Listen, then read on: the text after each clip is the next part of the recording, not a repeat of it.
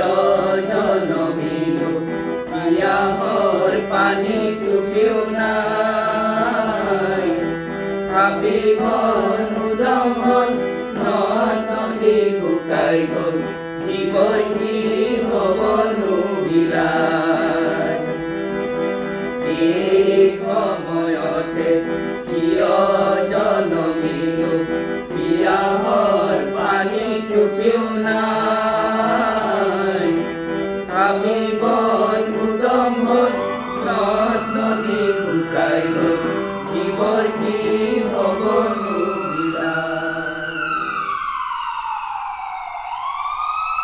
গোলকীয় উষ্ণতা বৃদ্ধিৰ ফলত বিভিন্ন ৰাজ্যত প্ৰচণ্ড তাপমান বৃদ্ধিৰ বাতৰি পোৱা গৈছে। দিল্লী, হাৰিয়ানা, পঞ্জাৱত 44 ডিগ্ৰী চেলছিয়াছ তাপৰ প্ৰকোপত 4গৰাকীকৈ লোকৰ মৃত্যু হৈছে।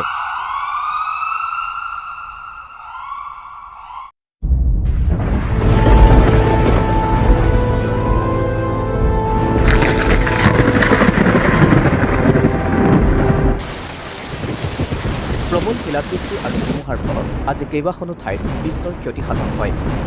বজ্ৰপাত পৰি 3গৰাকীকৈ লোক আৰু বহুসংখ্যক জীৱ-জন্তুৰ মৃত্যুৰ বাতৰি আহিছে।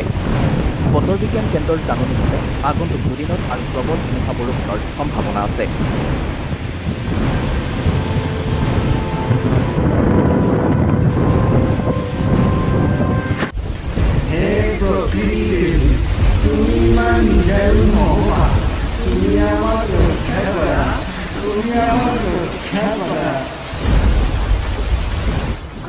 মোকেই নিদাৰণ বুলি কৈছা।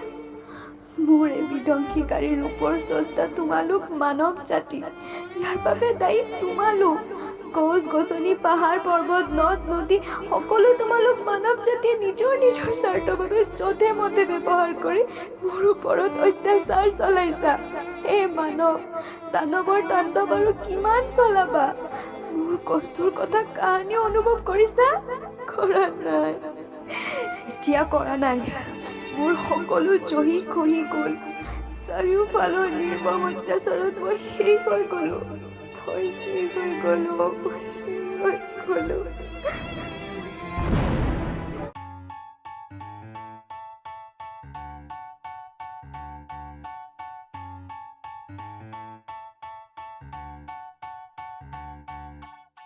হয়, আজি বিশ্ব পৰিৱেশ দিৱস। মই আছোঁ নলবাৰী জিলাৰ বালিলেচাৰ খাটা মৌজা কালী মন্দিৰ হাইস্কুলত। জলবায়ু পৰিৱৰ্তন হৈছে, অতিপাত গৰম, অতিপাত বৰষুণ। ছাত্ৰ ছাত্ৰীসকল, তোমালোকে ইয়াৰ কাৰণ কি বুলি ভাবা? মানুহে নিজৰ স্বাৰ্থৰ বাবে গছ গছনি কাটি ধ্বংস কৰে। তাৰ বাবে গোলকীয় উত্তাপ বৃদ্ধি পাইছে আৰু বতৰৰ এনে ধৰণৰ সালসলনি হৈছে। একদম সত্য কথা। ইয়াৰ পৰা পৰিত্ৰাণ পাবলৈ আমি কি কৰিব লাগিব? কোনে ক'বা? অ'কে, সকলোকে সুবিধা দিম, কোৱা। আমি জাবৰ জোঁথৰ য'তে ত'তে পেলাব নালাগে। প্লাষ্টিকৰ বটল বাতি পাত পেকেট ইত্যাদি আমি ব্যৱহাৰ কৰিব নালাগিব। যি সভা অনুষ্ঠান বা পিকনিক আদিত গ'লে আমি তাৰ ব্যৱহাৰ কৰা বস্তুখিনিক ভালকৈ চাফা কৰি থৈ আহিব লাগে। কৰিবলৈ যাওঁতে ঘৰৰ পৰা মোনা লৈ যাব লাগিব।